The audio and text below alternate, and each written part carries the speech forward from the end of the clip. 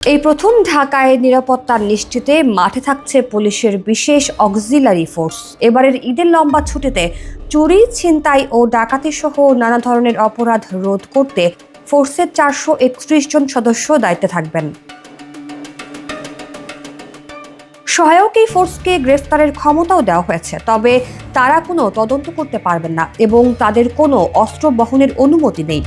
গ্রেফতারের পর দ্রুতই পুলিশের কাছে অপরাধীকে হস্তান্তর করবেন।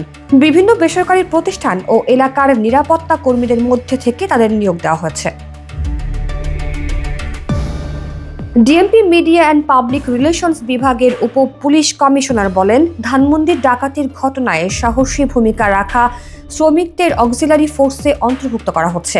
এছাড়াও রাজধানীর নিরাপত্তায় ইতোমধ্যেই 426 জন অক্সিলারি পুলিশ নিয়োগ দেওয়া হয়েছে, যারা আবাসিক এলাকা, মার্কেট ও বাণিজ্যিক স্থানে দায়িত্ব পালন করছেন।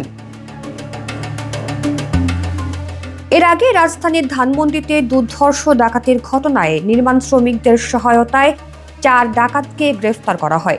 সাহসিকতা দেখানো 5 শ্রমিককে পুরস্কৃত করেছে ডিএমপি এবং তাদের অক্সিলারি ফোর্সে নিয়োগ দেওয়ার সিদ্ধান্ত নেওয়া হয়েছে।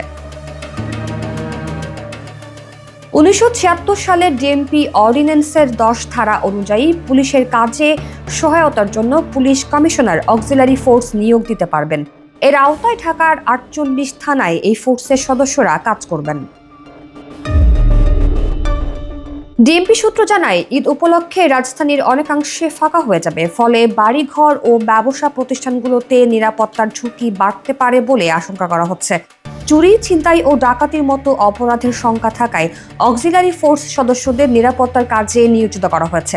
ঈদের পরেও প্রয়োজন অনুযায়ী তাদের এই কার্যক্রম চালিয়ে যাওয়ার পরিকল্পনা রয়েছে। এদিকে নগরবাসীকে সতর্ক থাকার পরামর্শ দিয়ে ডিএমপি কর্তৃপক্ষ জানায়, যে কোনো সন্দেহজনক ঘটনা ঘটলে দ্রুত নিকটস্থ থানায় অথবা পুলিশের হেল্পলাইন 999-এ ফোন করুন। আমরা সবসময় আপনাদের পাশে আছি।